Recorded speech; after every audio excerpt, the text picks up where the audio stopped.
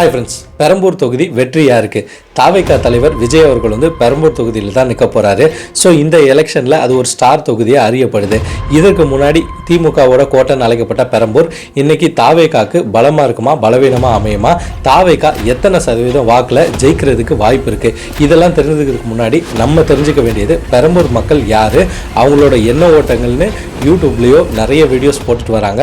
So அதோட கருத்துக்களின் அடிப்படையிலையும் அது மட்டும் இல்லாமல் அங்கே இருக்கும் பவர்ஃபுல்லான கட்சின்னு பார்த்தீங்கன்னா திமுக, அதிமுக, என்டிகே இந்த கட்சிகள், அது மட்டும் இல்லாமல் மார்க்சிஸ்ட் கம்யூனிஸ்ட் கட்சிகள், இந்த கட்சிகள்லாம் எத்தனை சதவீதம் வாக்குகளை வச்சுருக்காங்க இதெல்லாம் தெரிஞ்சால் மட்டும்தான் பெரம்பூரில் யார் வெற்றி வாகை சூட போகிறோம் நாயகன்னு நம்ம புரிஞ்சுக்க முடியும். ஸோ நீங்கள் பெரம்பூர் தொகுதியாக இருந்தாலும் சரி, இல்லை தாவேகா உறுப்பினராகவும் சரி, உங்களுக்கு விஜய் அவர்கள் எத்தனை வாக்கு சதவீதத்தில் ஜெயிப்பாருன்ற ஒரு எண்ண ஓட்டங்கள் இருந்துச்சுன்னா நம்ம கமெண்ட் செக்ஷனில் மறக்காமல் போடுங்க. பெரம்பூர் தொகுதியில் யார் வெற்றி வேட்பாளர்னு நம்ம அறியறதுக்கு முன்னாடி அந்த மக்களோட எண்ண ஓட்டத்தை ஃபஸ்ட்டு பார்த்துடணுங்க.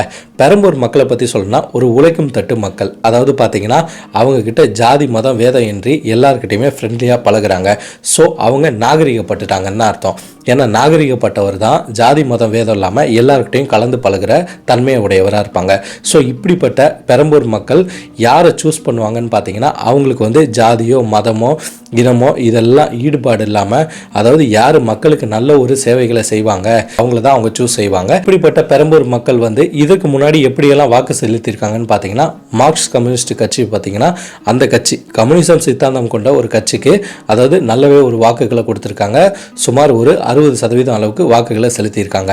அடுத்தது பார்த்தீங்கன்னா உதயசூரியன், அதாவது டிஎம்கே கோட்டைன்னு அழைக்கப்படுற பெரம்பூரில் 9 தடவை டிஎம்கே வின் பண்ணியிருக்காங்க. அது மட்டும் இல்லைங்க, ஏடிஎம்கேவும் அங்கே நல்லாவே பவரை நிரூபிச்சிருக்காங்க. அதாவது கிட்டத்தட்ட 60%, 55% வாக்குகளை எடுத்திருக்காங்க ஒரு சில எலெக்ஷன்களில். இப்படிப்பட்ட பெரம்பூர் மக்கள் தான் என்டிகேக்கும் வாக்கு செலுத்தியிருக்காங்க. அதாவது பார்த்தீங்கன்னா நாம் தமிழர் கட்சிக்கும் அதாவது சுமார் ஒரு 10%, 10% முதல் வாக்குகளை அவங்க செலுத்தியிருக்காங்க. ஸோ இங்கே எல்லாருக்குமே வாக்குகள் கொடுக்கப்படுது. ஏன்னா மக்களோட எண்ண ஓட்டம் பார்த்தீங்கன்னா நாகரிகமாக இருக்குது. அதாவது பார்த்தீங்கன்னா பிற கட்சிகளை குறை சொல்வதும் இல்லாமல் அவங்க மனநிலைமை ஒவ்வொரு கட்சிக்கும் மாற்றி வாக்கு செலுத்துவதுமாகவும் இருக்குது. அது மட்டும் இல்லாமல் கம்யூனிசம் சித்தாந்தம் கொண்ட மக்களாகவும் இருக்காங்க. ஸோ இங்கே எல்லா தரப்பு மக்கள்களும் இருக்கிறாங்க, நம்மளுக்கு இதிலேருந்தே தெரியுது.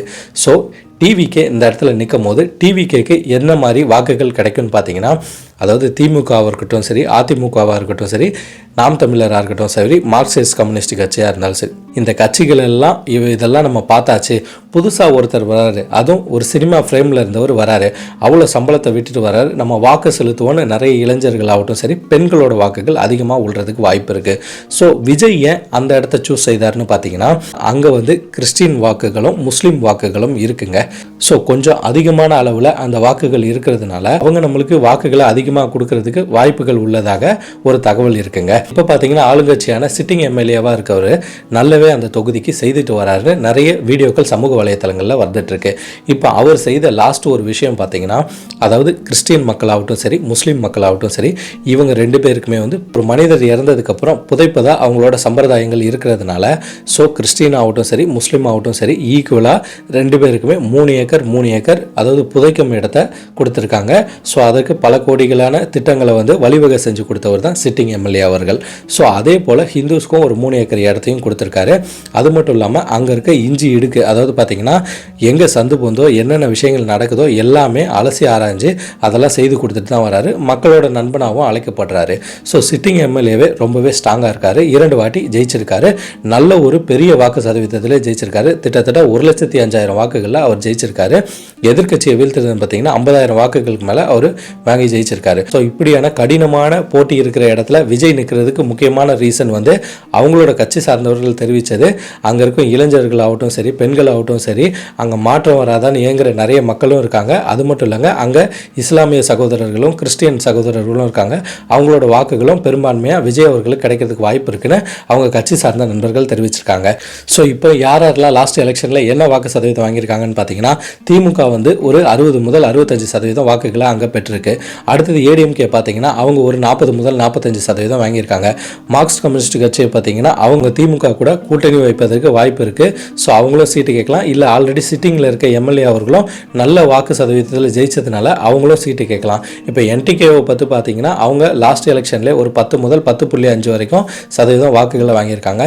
தாவேகாக்கு இன்றைக்கு அங்கே இருக்கும் மக்களோட எண்ண ஓட்டம் அடிப்படையில் வாக்கு சதவீதம் என்னவா இருக்குன்னு கணிக்கப்படுதுன்னா ஒரு 15 முதல் 17% வரைக்கும் தாவேகாக்கு வாக்கு விழுறதுக்கு வாய்ப்பு இருக்குன்னு நிறைய மக்கள் பேசிட்டு வராங்க.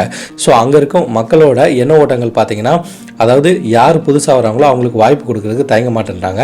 அதே மாதிரி ஜாதி மதம் ரிலேட்டடாக பிரிந்து வாழ மாட்டேன்றாங்க. எல்லாருமே சகோதரத்தோடு இருக்கிறதுனால, அதாவது நாகரிகம் பட்டதுனால அவங்க எல்லாருமே எப்படி வேணாலும் வாக்கு செலுத்துறதுக்கு ஒரு வாய்ப்பு இருக்குது. தொகுதியை வந்து லாஸ்ட்டில் தான் கணிக்க முடியும். ஏன்னா அந்தளவுக்கு டஃப்பான இடம் தான் இந்த பெரம்பூர். இப்போ பெரம்பூரில் பார்த்தீங்கன்னா ஏடிஎம்கேக்கு வாக்குகள் வந்து கொஞ்சம் சரிகிறது கூட வாய்ப்புகள் இருக்குது. ஏன்னு கேட்டிங்கன்னா பிஜேபி கூட்டணி இருக்கிறதுனால ஏடிஎம்கேக்கு வாக்குகள் கொஞ்சம் குறையிறதுக்கு வாய்ப்புகள் இருக்குங்க. ஸோ ஏடிஎம்கே ஓட்டு அதாவது டிவிகேக்கு போகிறதுக்கு வாய்ப்பு இருக்குது. டிஎம்கேவில் அதாவது பிடிக்காதவர்கள் யார் இருந்தாங்கன்னா அவங்க என்ன பண்ணுவாங்க, தாவேகாக்கு ஓட்டு செலுத்துறதுக்கு வாய்ப்பு இருக்குது.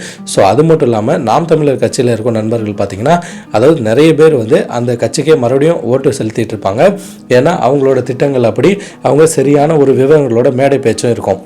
ஸோ அந்த கட்சியில் பார்த்திங்கன்னா புதுசாக வரும் இளைஞர்கள் வந்து ஒரு ஈர்ப்போடு அங்கே உள்ளே போவாங்களா, இல்லை தாவேகாக்கு உள்ளே வந்து அவங்க வாக்கு செலுத்துவாங்களான்னு தான் ஒரு கருத்தாகவே இருக்குது. ஸோ ஆக மொத்தத்தில் அதாவது இந்த வாட்டி பார்த்திங்கன்னா 3ஆம் கட்சியாக அங்கே பார்த்திங்கன்னா தாவேகா இருக்குன்றது ஒரு பெரிய கருத்தாகவே இருக்குங்க. ஸோ இன்றைய கள நிலவரம் அடிப்படையில் நம்ம பார்த்தா தாவேகாக்கு 15 முதல் 20% வரைக்கும் வாக்குகள் பெரம்பூர் தொகுதியில் கிடைக்கிறது கன்ஃபார்ம்னு அரசியல் அறிஞர்கள் நிறைய பேர் அலசி கொண்டுட்டு வராங்க. நம்ம பொறுத்திருந்து பார்ப்போம். அரசியல் களம் எப்போ வேணாலும் மாறலாம். எந்தெந்த கட்சியெல்லாம் கூட்டணி போகாமல் இருக்கோ அந்த கட்சிகள் கூட கூட்டணி போகலாம். ஸோ ஜெயிக்கிறதுக்காக அரசியல் களத்தை வந்து மாற்றி அமைச்சிக்கிட்டே இருப்பாங்க. வியூகங்களை அவங்க வகுத்து கொண்டே இருப்பாங்க. வியூகங்கள் வகுத்து போர் இறுதியில் வெற்றி யாருன்னு நம்மளுக்கு சீக்கிரமாக தெரிய வரும். அதற்கு முன்னாடியே நம்மளுக்கு தெரிய வரும் கருத்துக்களை உங்ககிட்ட ஷேர் பண்ணுறதுக்காக நம்மளோட சேனலை சப்ஸ்கிரைப் பண்ணுங்கள், ஷேர் பண்ணுங்கள், லைக் பண்ணுங்கள், கமெண்ட் பண்ணுங்கள். நீங்கள் பண்ணுற ஒவ்வொரு ஷேரு, சப்ஸ்கிரிப்ஷன், லைக்கில் மட்டும்தான் எனக்கு அடுத்தடுத்த வீடியோ போஸ்ட் பண்ணுறதுக்கு உந்துதலாக இருக்குன்றது என்றைக்குமே மறந்தாதீங்க. நான் உங்கள் மிதுன். அடுத்த காணொளியில் சந்திக்கலாம். பாய்.